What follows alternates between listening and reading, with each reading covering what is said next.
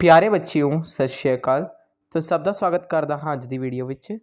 अज मैं तुहानूं कराउण जा रहा ट्रायंगल यानी त्रिभुज का चैप्टर नंबर 7 क्लास 9वीं मैथ्स। तो प्यारे बच्चों एक्सरसाइज 7.2 अपना होने वाला है और चैप्टर का तो यह तीजा लैक्चर होने वाला है। वैसे 7.2 का अज पहला लैक्चर होने वाला है।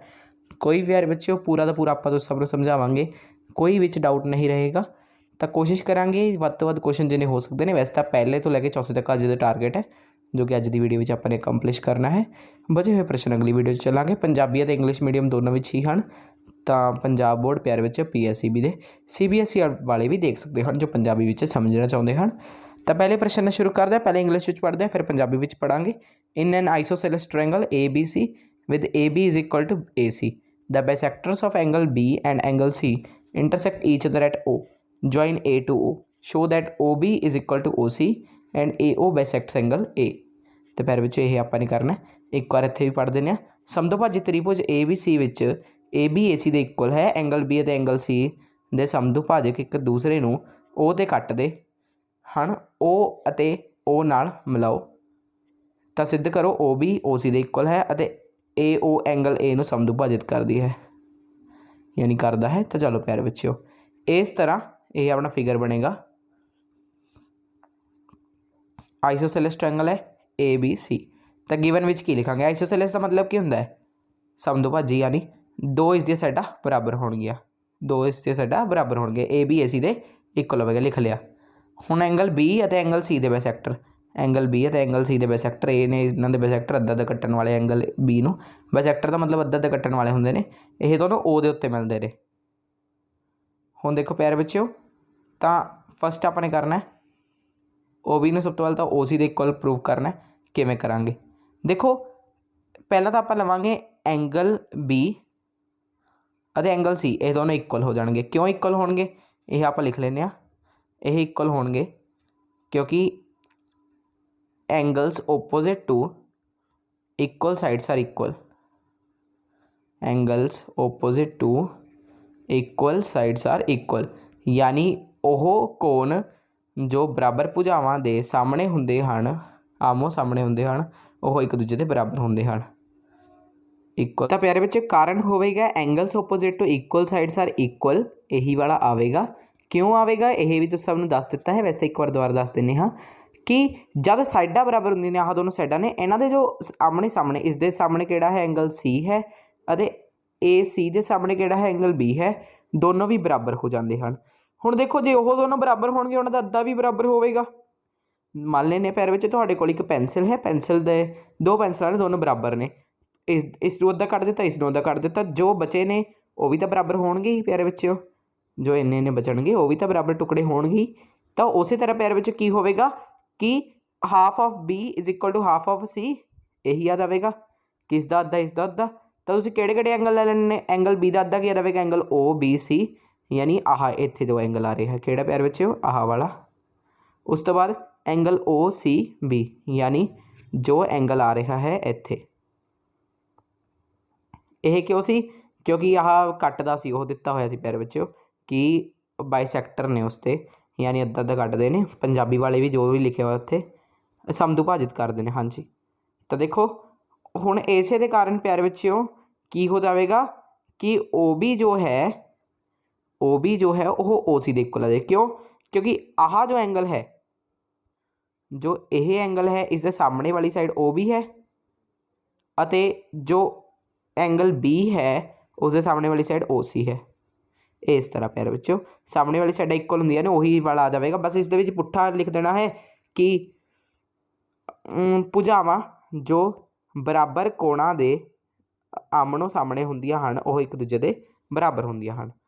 हुण देखो ट्रायंगल आपां ने अगे सैकेंड की सी AO नूं आपां ने एंगल A दे बाइसैक्टर दसना है कि आह वाला एंगल और आह वाला एंगल दोनों बराबर दसने ने। किवें दसांगे आह दोनों ट्रायंगल ले लेने प्यारे बच्चे आपां। तो ट्रायंगल ले लो in triangle AOB and triangle AOC, आही वाले अपने ट्रायंगल लेते हैं जो दोनों मैंने मैंशन किए थे। तो प्यारे बच्चों की करांगे इस दे विच आपां AB AC दे इक्वल हो जाएगा। AB है AC दे इक्वल दिता होया आपां नूं।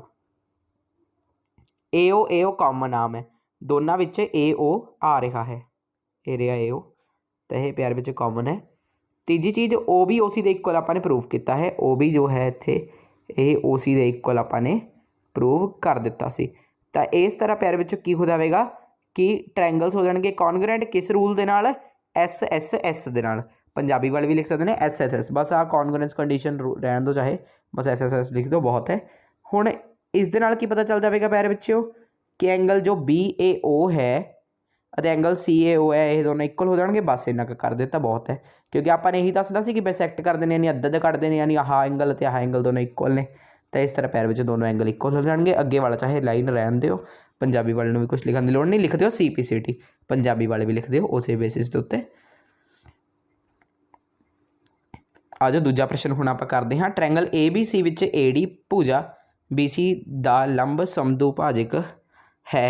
देखो चित्र 7.30 सिद्ध करो कि ट्रायंगल ABC समदुभाजी त्रिभुज है जिस विच AB AC दे इक्वल है। AB ने आपने AC दे इक्वल प्रूव करना है कि जो AD है AD वह भुजा BC दा लंब समदुभाजक है। लंब समदुभाजक मतलब अद्धा अद्धा कटदा है। तो बस यही आपने प्रूव करना प्यारे बच्चों। चलो आ जाओ चलिए प्रश्न एक बार, वैसे आंसर की विच लिखा हुआ अपना प्रश्न उत्थों ही देख लेना प्रश्न, तो इंग्लिश तय रहा। हुण देखो ट्रायंगल ABC विच AD परपेंडिकुलर बाइसेक्टर यानी अद्धा अद्धा कटदा है, यानी कि हो जाएगा कि इस विच क्या जा रहा है लंब समदुभाजक यानी AD BD और DC दोनों इक्वल ने, BD और DC दोनों इक्वल हो जाएंगे। उस तरह प्यारे बच्चों परपेंडिकुलर भी है, नाले इत्थे 90 डिग्री का एंगल इधर भी बन रहा है इधर भी बन रहा है 90 डिग्री का एंगल दोनों साइडों के उत्ते। उस तो बाद प्यारे बच्चों की हो जाएगा ट्रायंगल आपने आइसोसेलेस प्रूव करना है, यानी AB नूं AC दे इक्वल प्रूव कर देना। यही सेम गल हो जाएगी। आइसोसेलेस का मतलब ये होंगे कि दो साइडां बराबर होंदियां ने।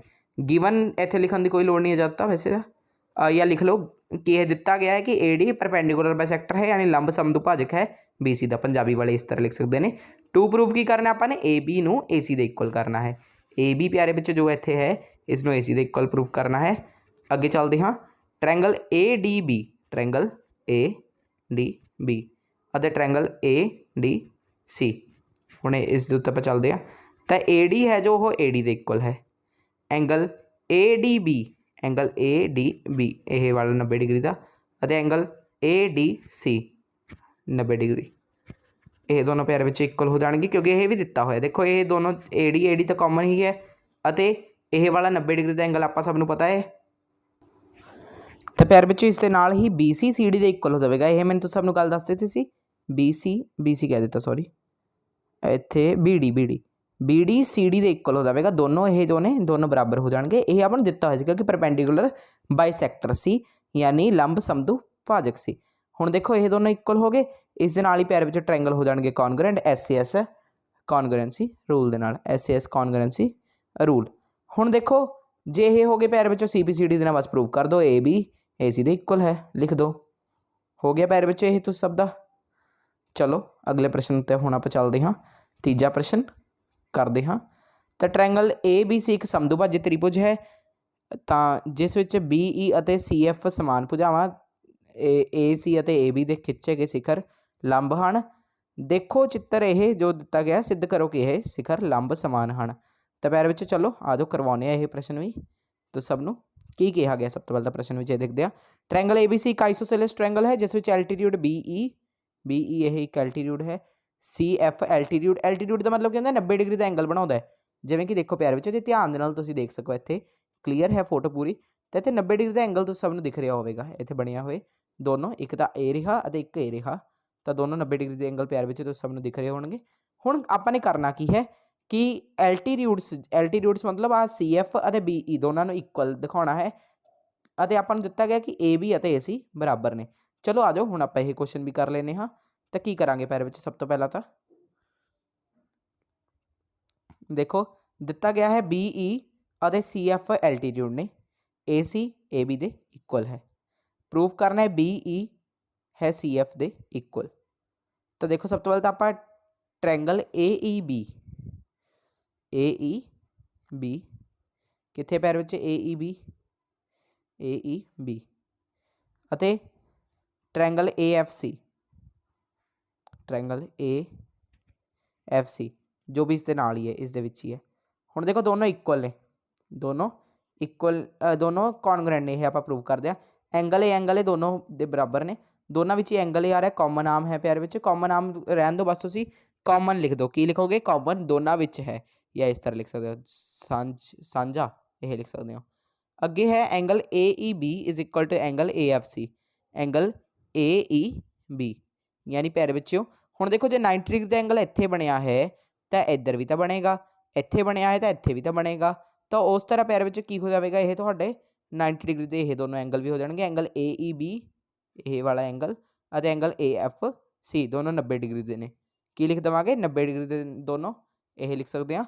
अगे है ए बी ए सी के इक्वल है, ये दिता ही है, तो पैर विच ट्रैंगल हो जाएंगे कॉन्ग्रेंट, ट्रैंगल हो चुके हैं कॉन्ग्रेंट, किस रूल तो होए ने? ए एस, किस रूल तो होए ने? ए एस तो पैर बच्चों की हो जाएगा? B E is equal to C F, C B C D द्वारा आ जाएगा, B E is equal to C F आ जाएगा सी बी सी डी द्वारा, इस दे नाल ही ये वाला प्रश्न भी हो जाएगा। चलो हुण आपां चलदे हां अज दी वीडियो दे लास्ट क्वेश्चन दे उत्ते। चौथा प्रश्न, ए बी सी एक त्रिभुज है जिस विच भुजावां ए सी और ए बी उत्ते शिखर लंब बी ई और सी एफ बराबर हैं। कि प्यारे बच्चों की इत्थे कहा गया है कि आह जो चित्र है इस दे विच ए बी सी एक त्रिभुज है जिस विच भुजावां ए सी और ए बी उत्ते शिखर लंब बी ई और सी एफ बराबर हैं। हुण पुट्ठा दिता गया, बस आपां पुट्ठा ही प्रूव करना उस तरह। चलो जो यही वाला क्वेश्चन ही कर दें, बिल्कुल ही जो पिछला क्वेश्चन से उसके वर्गा ही है, तो की होगा? A b c is a triangle, यह ट्रैंगल दिता गया, एल्टीट्यूड ने बी ई और सी एफ जो कि इक्वल ने, ए सी और ए बी हुणे तो आपां इक्वल नहीं दी गई, आपां वो इक्वल प्रूव करने सैकेंड पार्ट से, पहला दोनों ट्रैंगल्स ने इक्वल प्रूव कर देना है। तो की करांगे? पहला तो दोनों जो ट्रैंगल दिते गए उन्होंने चक लवो, किहड़े-किहड़े? ए सी एफ अते ए बी ई, ये दोनों ट्रैंगल आप प्यारे विच चक लवांगे।